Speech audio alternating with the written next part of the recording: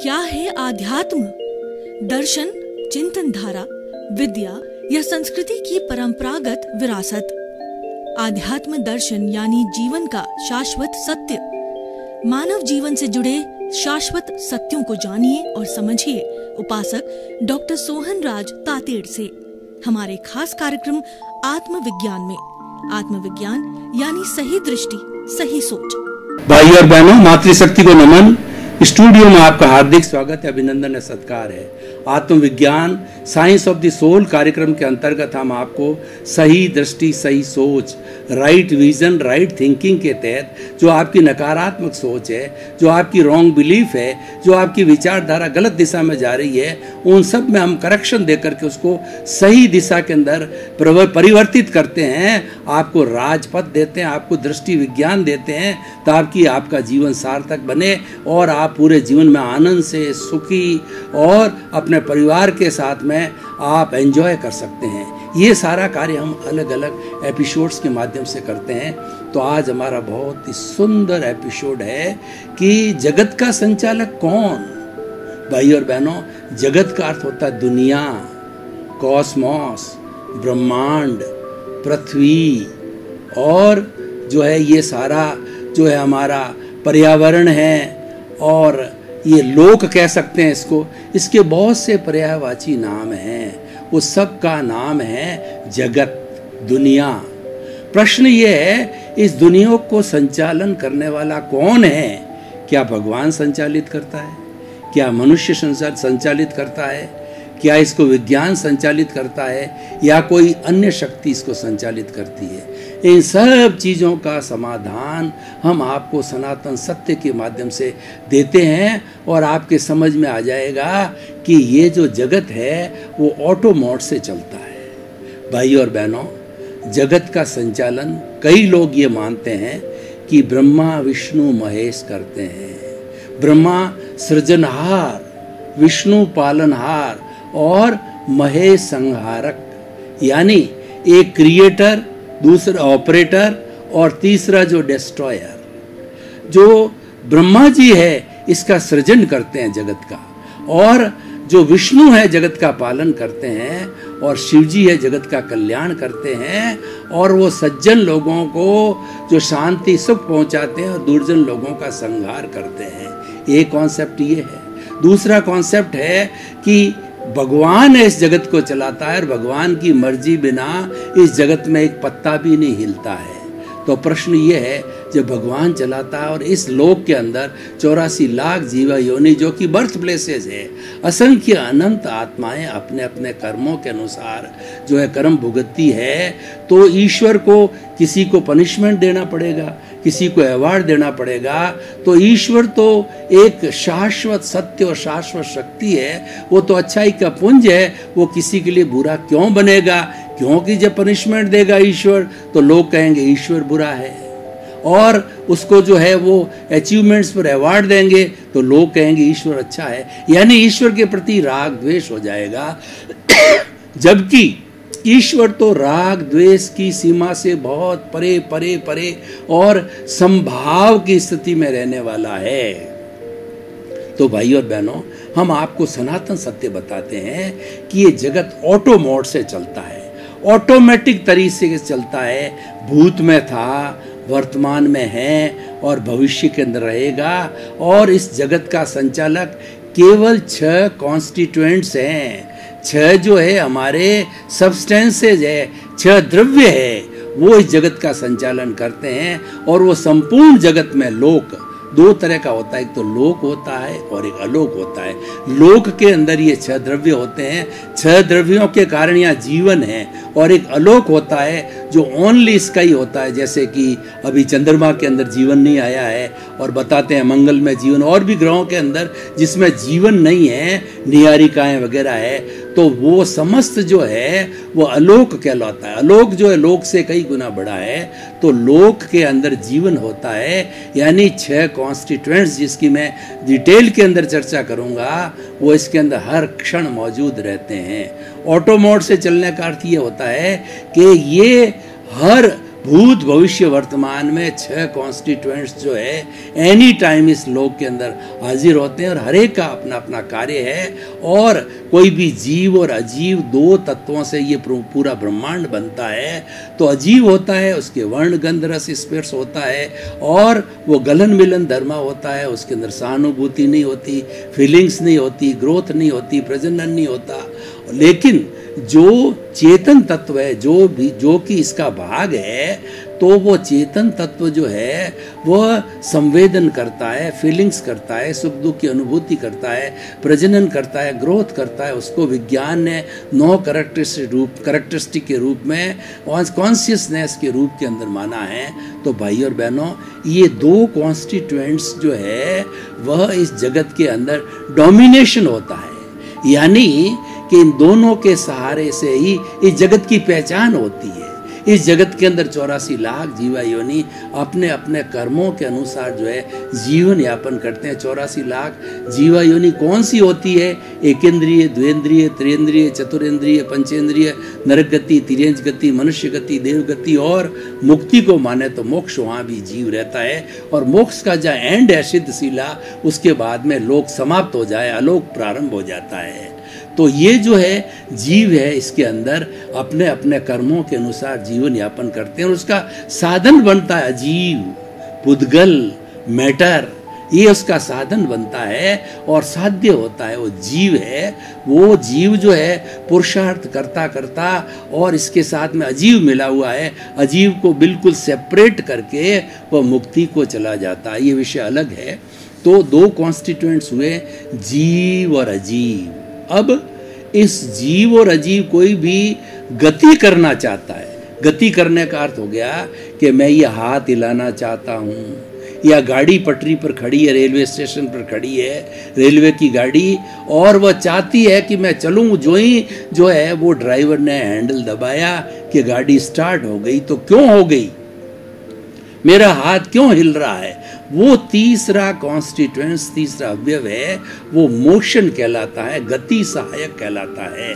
तो ये गति सहायक एक द्रव्य है जो पूरे ब्रह्मांड के अंदर, पूरी लोक के अंदर एक सुई दे उतना स्थान खाली नहीं है जहां पर कि ये मोशन तत्व नहीं है। ये अमूर्त है, आंखों से दिखाई नहीं देता, विज्ञान की किसी भी दूरबीन से दिखाई नहीं देता है, और ये पौद्गलिक है, ये जड़ है, इसमें वर्ण गंध रस स्पर्श होता है, अमूर्त है, जड़ है और एक द्रव्य है। ये संपूर्ण एक द्रव्य है, सब ब्रह्मांड के अंदर हाजिर है। तो जहां कहीं भी जो है जड़ या चेतन, चेतन ने मनुष्य बता दिया, जड़ में मैंने गाड़ी का उदाहरण दिया है, हवाई जहाज हो सकती है, हेलीकॉप्टर हो सकता है, कोई भी जो है पार्ट से जो है चट्टान से कोई पत्थर गिर रहा है, कुछ भी हो, जड़ और चेतन मोशन करना चाहता है तो वह डिमांड करता है। उदासीन ये जो तत्व है वो उदासीन रहते हैं, गति सहायक उदासीन रहता है, लेकिन जो ही किसी ने डिमांड किया वह तुरंत हाजिर होकर के उसको मोशन दे देता है। तो ये तीसरा तत्व हो गया। चौथा तत्व ये है कि कोई भी चीज मोशन के अंदर है, जरा मेरा हाथ ये हिल रहा है, अब मैं चाहता हूँ कि हाथ को स्थिर कर दूं, या ट्रेन हिल रही है, हेलीकॉप्टर हिल रहा है, या वायुयान चल रहा है, कोई भी मोशन के अंदर जड़ और चेतन चल रहा है, तो मोशन के बाद के अंदर अगर वो रेस्ट करना चाह रहा है, एक पथिक है जो गर्मी के अंदर पैदल चल रहा है, उसको एक अच्छा घना पेड़ दिखाई दिया, उसने इच्छा की कि इस पेड़ के नीचे थोड़ी देर विश्राम करूं, मैं खड़ा रहूं और अपनी थकान को मिटाऊं। तो जो ही उसने ये इच्छा की, तो इच्छा करते ही स्थिति सहायक यानी रेस्ट तत्व जो है वो मोशन की तरह ही पौद्गलिक, अमूर्त, एक द्रव्य और संपूर्ण विश्व के अंदर वह रहता है। उसका जो लक्षण है वो है स्थिति सहायक, रेस्ट देना। गति सहायक का लक्षण है, उपयोग है कि जीव और अजीव को मोशन देना, और ये जीव और अजीव को जो है रेस्ट देता, उसके चाहने पर, बिना चाहे ये अपने लोक के अंदर हर जगह सर्वव्यापी रूप के अंदर स्थायी रहता है। इसको हम सर्वव्यापी कह सकते हैं कि ये पूरे ब्रह्मांड के अंदर जो है रहता है, और इटर्नल है। दोनों रेस्ट और मोशन तत्व इटर्नल है, और 6 तत्व इटर्नल है। वो हमारा एनिमेट है, वो भी इटर्नल है और इनएनिमेट भी इटर्नल है। और देखिए इस प्रकृति की कितनी सुंदर व्यवस्था है कि हम जीव की बात करें तो अनादि अनंत काल से अगर सारी आत्माओं की संख्या 84 लाख जीवा योनि की सबकी संख्या को अगर हम x मान लें तो न तो एक जीव घटता है न बढ़ता है, भूत भविष्य वर्तमान के अंदर उनका रूपांतरण होता रहता है। वो नरक गति से तिर्यंज गति, मनुष्य गति, एकेंद्रिय, द्विंद्रिय, त्रियंद्रिय, पंचेंद्रिय, मुक्ति इसके अंदर घूमता रहता है। रेलवे की गोले की तरह वो घूमता रहता है, रोटेट करता रहता है ब्रह्मांड के अंदर। पर जीव न तो कम होता और अजीव भी जो इटर्नल तत्व है उसका जो है वो प्योरेस्ट फॉर्म होता है, वह परमाणु है। भगवान महावीर ने फरमाया कि परमाणु वह जो है वो जड़ तत्व का वो छोटा से छोटा वह एलिमेंट है जो कि उसके अविभाज्य है और नॉन डिस्ट्रक्टिव है, यानी उसके और टुकड़े नहीं हो सकते हैं और उसको डिस्ट्रॉय नहीं किया जा सकता है। न तो किसी से रुकता है न वो किसी को रोकता है। और वो एक परमाणु जब दूसरे परमाणु, 2 परमाणुओं का मिलन होता है तो अशुद्ध हो जाता है, फिर 4 परमाणु, फिर 8 परमाणु और उसके बाद के अंदर जो है अणु बनता है, अणु बाद स्कंद बनता है और इस तरीके से पूरा बन करके जो है एक बिल्डिंग बन जाती है, रोड बन जाती है और हमारी जो एरोप्लेन बन जाता है, हमारी ट्रेन बन जाती है और ये टेबल कुर्सी घर वगैरह सब बन जाते हैं, सब अजीब है। तो देखिए एक परमाणु भी न घटता है न बढ़ता है, वो गलन मिलन धर्मा है, कभी टूटता है जुड़ता है, टूटता है जुड़ता है। कभी अब्रक से बोतल बन गया, फिर सोने से जो चांदी बन गया और चांदी से टिटानियम बन गया, फिर सोडियम बन गया, फिर जो है वो जो है पोटेशियम बन गया। इस तरीके से जो अभी 18 तत्व जो है विज्ञान ने जो है खोज किए हैं वो आपस के अंदर बदलते रहते हैं। वो सब जड़ है, वो सब अजीब है, सब निर्जीव है जिसके अंदर आत्मा नहीं होती है। तो हमारा हो गया जीव, अजीव, रेस्ट और मोशन। अब मैं 5वें तत्व पर आता हूँ, वो है टाइम, समय, काल। वो टाइम क्या है? छोटा से छोटा टाइम है, वो समय कहलाता है दार्शनिक भाषा के अंदर। समय हम एक पलक झपकते हैं तो असंख्य समय निकल जाते हैं, यानी वो जो है नॉन नेग्लेजिबल, नॉन काउंटेबल होता है। उसके बाद अवालिका होती है, फिर सेकंड होता है, मिनट होता है और उसके बाद में घंटा होता है, घंटे के बाद में दिन होता है, रात होती है और उसके बाद के अंदर सप्ताह होता है, साल होता है, वर्ष होता है, शताब्दी होती है और जो सबसे बड़ा जो हमारा जो है अवसर्पिणी और उत्सर्पिणी काल दोनों मिला करके 20 करोड़ सागर का जो है एक काल चक्र बनता है। ये उसकी हाईएस्ट समय की इकाई होती है। समय जो है हमें वर्तना देता है, हमको बताता है अभी इतना बजा है, हमारे को यहाँ से इतने बजे जाना है, ये ट्रेन जो इतने बजे पहुँचेगी और इस रोगी का ऑपरेशन इतने बजे होगा और हमको इतने बजे असेंबल होना है, प्रवचन हमारा जो इतने बजे स्टार्ट होगा, ये हमारे जूम लिंक के अनुसार इतने बजे स्टार्ट होगा, यानी हमें वर्तना देता है। समय की वर्तना के बिना हम लोग पंक्चुअलिटी से काम नहीं कर पाते हैं। हमारे पास में कोई न कोई ऐसा मापदंड होना चाहिए जो कि सर्वमान्य को जानकारी हो और वो सब में एक सा रहे। तो ये हो गया समय की परिभाषा। और अब आता है हमारा जो है स्पेस या आकाश। ये पूरा आकाश जो हमको दिखाई देता है वह स्पेस या इकाई से जो छठा तत्व है ये हमें अवगाहना देता है। मैं जितने दूर पर बैठा हुआ हूँ उतनी आकाश की जगह घेर रहा हूँ। मेरे सामने टेबल है वो इतनी जगह घेर रही है, माइक इतनी जगह घेर रहा है, कैमरा इतनी जगह घेर रहा है, लाइट इतनी जगह घेर रही है। तो ये सारा जो है वो आकाश कहलाता है। आकाश अगर अवगाहना न दे तो हम कहाँ खड़े रहेंगे और हम एक दूसरे के ऊपर पड़ेंगे और गिर करके और हम जो है अपना जीवन यापन नहीं कर सकते। कोई भी चीज़ का अस्तित्व सुचारू रूप से नहीं हो सकता। तो अवगाहना देने वाला आकाश है।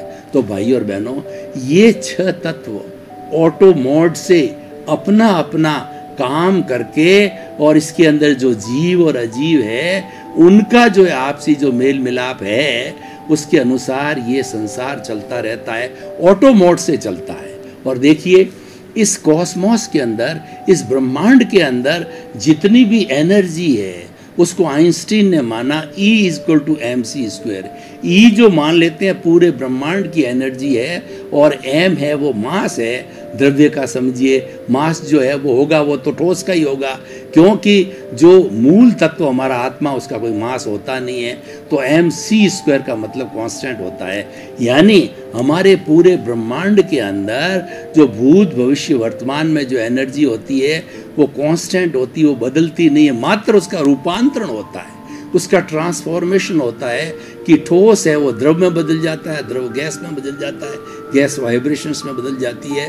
और जो मैं आपको बोल रहा हूँ ये सारी वाइब्रेशंस है, और जिन लोगों ने जो वाइब्रेशंस को पढ़ा है, वेव्स को पढ़ा है, sine theta, cos theta, wavelength, और जो है आपका फ्रीक्वेंसी, और जो है वो वेवलेंथ, इन सब चीज़ों के आधार पे ये पूरा ब्रह्मांड है वह वाइब्रेशन से बना हुआ। और ऐसा कहा जाता है एक परिंदा भी इस वाइब्रेशन के जगत के अंदर पर मारता है तो पूरा ब्रह्मांड जो है प्रभावित होता है, क्योंकि ये सारा वाइब्रेशन जुड़ी हुई है।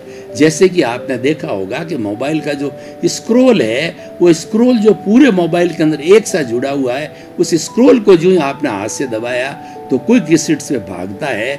तो ये जो सारा जो है रिलेटिव है, हमारा सारा संसार है ये रिलेटिव है, और इस रिलेटिव जगत को चलाने वाले ये 6 कांस्टेंट है और वही संचालक है और वही ऑटो मोड से चलते हैं। और देखिए मैं बता रहा था कि एनर्जी चेंज नहीं होती, तो कैसे चेंज नहीं होती? देखिए द्रव पदार्थ हमारा पानी है, इस पानी को अगर 0 डिग्री से -5 तक ले जाया जाता है तो बर्फ बन जाती है, और इसी पानी को जो हम 100 डिग्री टेम्परेचर पर ले जाते हैं तो गैस बन जाती है। इस गैस को जो है वो जो है एनर्जी के रूप में यूज़ किया जाता है, और मैं जो बोल रहा हूँ उसकी वाइब्रेशंस बनती है।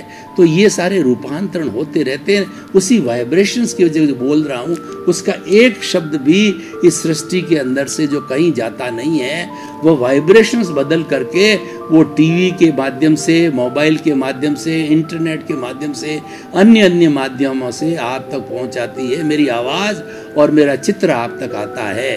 तो ये सारा जो वाइब्रेशंस का जगत है और सारा जगत रिलेटिव है, इसीलिए मैं परस्परो गुरो जीवानाम, हमें जो है परस्पर जो रिलेटिव होने के कारण एक दूसरे का सहयोग करना चाहिए, एक दूसरे से अनुशासन में रहना चाहिए, शांतिपूर्ण सह अस्तित्व से रहना चाहिए, क्योंकि ये सृष्टि हर एक को रहने के लिए है।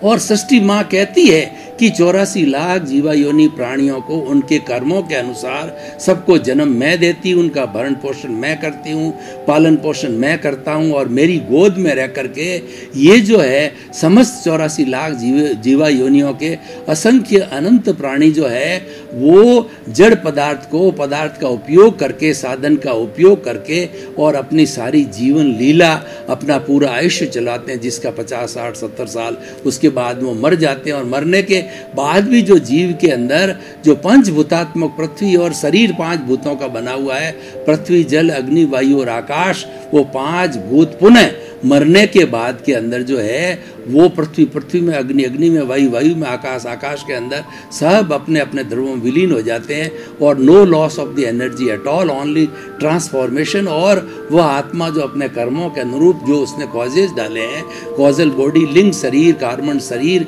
सूक्ष्म शरीर बनाया है, उसके अनुरूप वो दूसरा जन्म धारण कर लेती है। तो भाई और बहनों, ये जगत के संचालक की बात है कि ऑटो मोड से चलता है, और 6 कॉन्स्टिट्यूएंट्स कौन से हैं? चेतन, जड़, मोशन, रेस्ट, टाइम और स्पेस। ये विज्ञान मानता है, इसीलिए ये सारी बात विज्ञान सम्मत है। और जब कोई बात में अध्यात्म और विज्ञान दोनों के द्वारा सम्मत हो जाती है तो वो शाश्वत सत्य बन जाता है, वह यूनिवर्सल ट्रुथ बन जाता है। अतः मैं इन सब चीज़ों के माध्यम से आपको कहना चाहता हूँ कि सनातन सत्य ये है, यूनिवर्सल ट्रुथ ये है, सार्वभौम सत्य ये है कि ये जगत जो है 6 जो है इन जो कॉन्स्टिट्यूएंट्स और 6 जो है इन सब्सटेंस के माध्यम से, 6 द्रव्यों के माध्यम से चलता है, और वो ऑटो मोड से चलता है। तो उसको जो है हम प्रकृति भी कह सकते हैं, उसको हम जो है कुदरत कह सकते हैं। और ये सारा संचालन होता है कुदरती रचना, कुदरत के कानून के तहत होता है, और हर एक अपने अपने कर्मों के अनुरूप जो है कर्म भोगता और कार्य करता रहता है। तो ये सनातन सत्य है, ये यूनिवर्सल ट्रुथ है, सार्वभौम सत्य है, इसको हमें स्वीकार करना चाहिए, क्योंकि ये दर्शन ने, धर्म ने और विज्ञान दोनों ने इस पर सहमति जताई है। तो भाई और बहनों, अब मैं इस एपिसोड को ओपन टू दी ऑडियंस करता हूँ और वो जो है वो उसको डिस्कशन के लिए रखता हूँ और इसमें से जो है हमको पता करना है कि इसकी क्या रिलीवेंस है, इसकी क्या सामाजिक उपयोगिता है, इससे व्यक्ति को क्या मिलेगा, देश को, समाज को, राष्ट्र को इस एपिसोड से, इस विचारधारा से, इस चिंतन से जो है क्या लाभ होने वाला है। तो मैं आपको बताना चाहता हूँ कि अगर कोई भी इस चिंतन की गहराई में जावे तो सारी भ्रांतियाँ समाप्त हो जाती है। ईश्वर बनाता है या ब्रह्मा विष्णु महेश को हम किसी को नकार नहीं रहे हैं, किसी भी ईश्वर को हमारा आत्मविज्ञान नहीं नकारता है। 33 करोड़ देवी देवताओं को जो है हम देव योनि मानते हैं, किसी की भी काट नहीं करते हैं। हम अनेकांत में विश्वास करते हैं कि किसी न किसी दृष्टिकोण से वो सत्य है। हर शब्द जो है किसी न किसी अपने व्यू पॉइंट से वो सच है, क्योंकि वो रिलेटिव है, जगत भी रिलेटिव है और वो हमारा विचार भी रिलेटिव, लेकिन हमारे पास एब्सोल्यूट सत्य नहीं है। इसीलिए हमेशा जो है हमें भी की भाषा बोलनी चाहिए। भी की भाषा भी मैं बोल रहा हूँ, ही की भाषा नहीं बोल रहा हूँ। मैं इन्हें जो अब ये कॉन्सेप्ट आपके संवाद में रखा, मैं ये नहीं कहता हूँ कि यह ही सही कॉन्सेप्ट है, मैं ये कह रहा हूँ यह भी एक कॉन्सेप्ट है कि 6 तत्व मिलकर के इस ब्रह्मांड को चलाते हैं और वही ब्रह्मांड है 6 तत्वी, और जहाँ वो हाजिर होते हैं वहीं जीवन है और वहाँ पर लोक है और वहाँ पर सब गतिविधि है। भाई और बहनों, आपका बहुत बहुत धन्यवाद। आप हमारा आत्मविज्ञान कार्यक्रम बराबर देख रहे हो। देखते रहिए। आत्मविज्ञान कार्यक्रम में जीवन को बदलने के, जीवन को अच्छा बनाने के लिए, जीवन को सुंदर बनाने के लिए, सार्थक बनाने के लिए, उपयोगी बनाने के लिए, ज्ञान को प्राप्त करने के लिए हमारा आत्मविज्ञान कार्यक्रम बहुत अच्छे अच्छे सूत्र देता है, एग्जाम्पल देता है, परामर्श देता है, टिप्स देता है। हमारे साथ जुड़े रहिए। इसी क्रम में आपका जीवन आनंदमय हो, मंगलमय हो, सुखमय हो। आपके प्रति बहुत बहुत शुभकामनाएं। क्या है आध्यात्म? दर्शन, चिंतन धारा, विद्या या संस्कृति की परंपरागत विरासत। आध्यात्म दर्शन यानी जीवन का शाश्वत सत्य। मानव जीवन से जुड़े शाश्वत सत्यों को जानिए और समझिए उपासक डॉक्टर सोहन राज तातेड़ से हमारे खास कार्यक्रम आत्मविज्ञान में। आत्मविज्ञान यानी सही दृष्टि, सही सोच।